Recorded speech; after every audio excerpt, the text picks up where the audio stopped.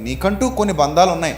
నాకు ఎవడవసరం లేదంటారు. ఈ మాట నువ్వు పుట్టగానే అనగలవా? నోరిస్తే పుట్టగానే నోరు బుర్ర పనిచేసేలాగా కాసేపు దేవుడు అవకాశం ఇచ్చి ఈ మాట ఇప్పుడు చెప్పరా అన్నాడు అనుకో, నాకు ఎవరవసరం లేదు, నీ పాలు ఎవడికి అక్కర్లేదు, నన్ను ఎవడు ఎత్తుకోక్కర్లేదు, నాకెవడో నలుగు పెట్టి స్నానాలు చేపించక్కర్లేదు, నన్నెవడో హాస్పిటల్కి తెప్పక్కర్లేదు, నావన్నీ నేను చేసుకోగలను, నాది నేను తినగలను, నాది నేను కడుక్కోగలను నీ పసిబిడ్డ అంటాడా?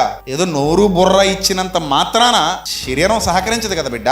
నీకంటూ ఒక సత్తువ రావాలి, నీకంటూ ఒక బలం రావాలి, నువ్వంటూ పుంజుకోవాలి. నీ కాళ్ళు, నీ చేతులు, నీ అవయవాలు, నీ మెదడు ఇవన్నీ పరిణతి చెందుతూ ఒకానొక స్థితికి వచ్చేసరికి అప్పుడు నీకు ఎవడవసరం లేదని గాలి మాటలు చెప్తావు. కానీ నిన్ను ఎత్తుకుని తిప్పింది ఎవరు? నిన్ను ఇంత చేసింది ఎవరు? నిన్ను ఉయ్యల్లో వేసి ఊపింది ఎవరు?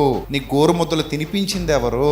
రెక్కలు మొక్కలు చేసుకుని నీకు తెలియకుండా ఎక్కడో ఎండలో మరిగిపోయి ఇంటి దగ్గర నువ్వంటూ ఒకడు ఉన్నావని, నువ్వంటూ ఒకడు పుట్టావన్న సంగతి నీకు తెలియకపోయినా నిన్ను ఎరిగిన వాడు ఒకడు నీ కోసం పొలంలోనో, ఆఫీసులోనో, ఇంకో చోట కూలి పనిలోనో, ఇంకో చోట వ్యాపారంలోనో, ఇంకో చోట ఉద్యోగంలోనో ఒక నలిగిపోతాడు. అతడే మీ నాన్న. అలా నలిగిపోయి తెచ్చి మీ ఇంటికి ఇస్తే ఫేరెక్స్లు, సిర్లాక్లు, బేబీ సోపులు, ఆ సోపులు, ఆ క్రీములు, ఈ క్రీములు, ఆ మందులు, ఈ మందులు, ఆ బట్టలు, ఈ బట్టలు మొత్తం మీద ధరించుకుని ఊగుతా ఉంటావు ఉయ్యల్లో పడి. ఆ ఊగుతా ఉన్నప్పుడు నీకు తెలియదు అక్కడ ఒకడు కష్టపడుతున్నాడు అన్న సంగతి. సరే, అప్పుడు తెలీదు, కొంచెం ఎదిగాకైనా తెలియాలి కదా. ఒకప్పుడు మా నాయన నా కోసం ఎంత కష్టపడ్డాడు, మా డాడీ నా కోసం ఎంత శ్రమ పడ్డాడు, మా మమ్మీ నా కోసం ఎంత కష్టపడింది, లేకపోతే నేను ఈ రోజు ఈ స్థితిలో ఉండేవాడిని కాదు. ఈ సంగతి తెలియాలి. నాకు ఎవడవసరం లేదనడానికి లేదండి. మనం భౌతికమైన బంధాల్లో ఉన్నాం. ఈ బంధాలు చచ్చిపోయేంత వరకు ఉంటాయి. ఎవరో ఒకరు తోడు లేకుండా మనం జీవితాన్ని ఈదలేం. అమ్మ, నాన్న, అక్క, చెల్లి, అన్న, తమ్ముడు, ఈ భార్య, పిల్లలు, భర్త, బంధాలు, బంధుత్వాలు, స్నేహాలు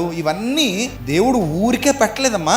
వాటి వెనక ఒక ప్రధాన కారణం ఉంది. అవేవీ లేకపోతే నీకు లోకంలో పశువుకి ఏ తేడా లేదు. పశువుతో కూడా పోల్చకూడదేమో నా మైండ్ ఒప్పుకోవట్లా. ఎందుకంటే చిన్నప్పటి నుంచి తెలుసు కదా, మాకు వ్యవసాయం తెలుసు. ఒక దూడ పుట్టిన తర్వాత ఎక్కడ లేని ప్రేమ వచ్చేస్తుంది పశువుకి. అలా నాకుతానే ఉంటుంది నాలుగుతో. ఎందుకంటే దానికి ముద్దాడడానికి, దగ్గర తీసుకోవడానికి చేతులు ఉండవు కదా. అందుకని దానికి ఉన్నదల్లా ఒకటే ఏంటి? నాలుక. ఆ నాలుక పెట్టి ఆ దూడను అలా నాకుతా ఉంటది. అంటే పశువుల్లోనూ పక్షుల్లో కూడా, పక్షులు కూడా దూరంగా ఎగిరిపోయి పొద్దునే పోయి ఎక్కడెక్కడికో వెళ్ళిపోయి ఆ పొదిగిన గుడ్లలో నుండి వచ్చిన పిల్లల్ని సాకి వాటికి ఆహారం తెచ్చి వాటికి చిన్నగా తినిపించుకుని ఎంత సంబరపడిపోతాయో కదా పక్షులు. పక్షుల్లో కూడా బాధ్యతలు ఉన్నాయి. మరి మనం మనుషులం పక్షుల కంటే గొప్పవాళ్ళం, భూజంతువుల కంటే బుద్ధి కలిగిన వాళ్ళం, పశువులన్నిటికంటే జ్ఞానం కలిగిన వాళ్ళం. మనకెంత బుద్ధి ఉండాలి, మనకెంత వివేకం ఉండాలి, మనకెంత బాధ్యత ఉండాలి, ఒకసారి ఆలోచించండి. కాబట్టి బతికినంత కాలం బంధాల విలువ తెలుసుకొని బతకాలి.